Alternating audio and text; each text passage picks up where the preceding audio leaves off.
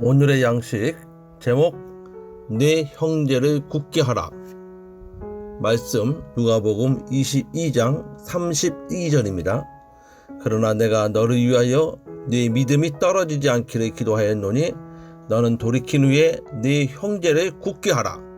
오늘 예수님께서 베드로를 향해 네 형제를 굳게 하라고 하신 말씀의 의미는 네 형제를 굳게 하라, 네 형제를 가슴에 품고 그를 살려내라는 것으로 그 형제가 주 안에서 잘 성장할 수 있도록 도와주라는 의미입니다.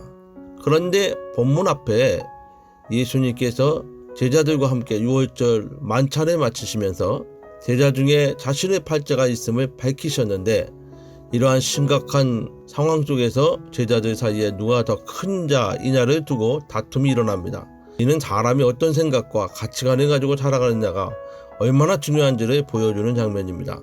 이런 제자들을 향해 하나님 나라의 질서는 세상의 질서와 다르다는 사실을 설명하여 주셨습니다.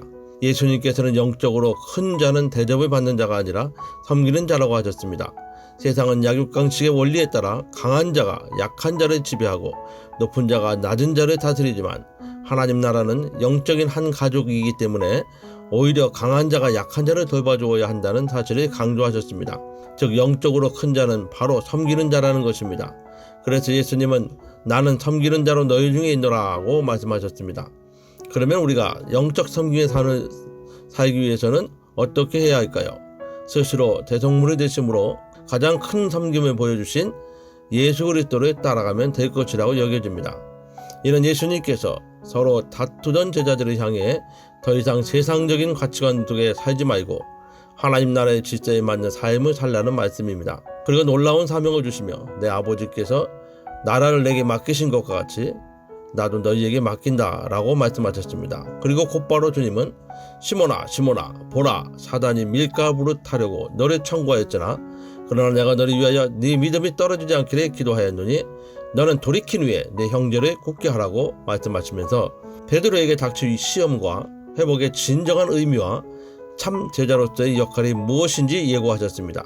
예수님께서는 사단이 베드로로 하여금 예수님을 3번 부인하는 배신 행위로 믿음과 구원을 잃게 하려 한다는 것을 이미 아시고 실수를 다시 돌이켜 그것을 교훈 삼아 형제들에게 믿음을 증거하는 삶을 살아야 한다는 말씀을 해주신 것입니다.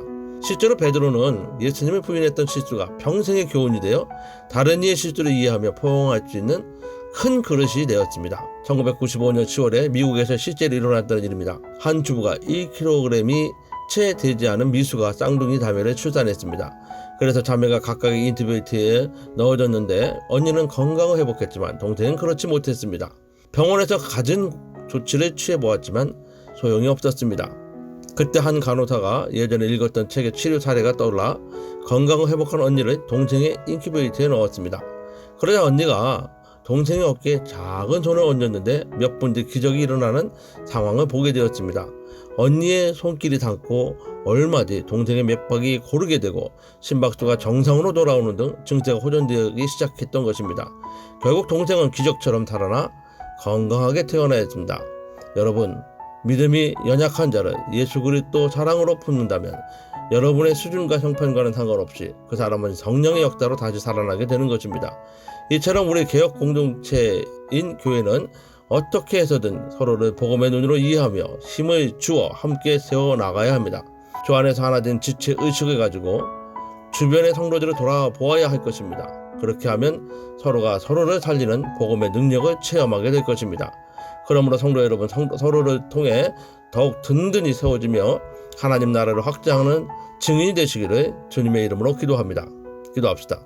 하나님 아버지, 예수님을 통해 네 형제를 굳게 하라고 말씀하신 대로 참 제자의 삶을 살게 하옵소서. 주님이 나를 섬기는 자로 너희 중에 있노라 하신 것처럼 우리도 주님을 따라 섬기는 자로 연약한 자들 쪽에 있게 하여 내 형제를 굳게 하라는 말씀을 이루게 하옵소서. 예수님의 이름으로 기도드립니다. 아멘.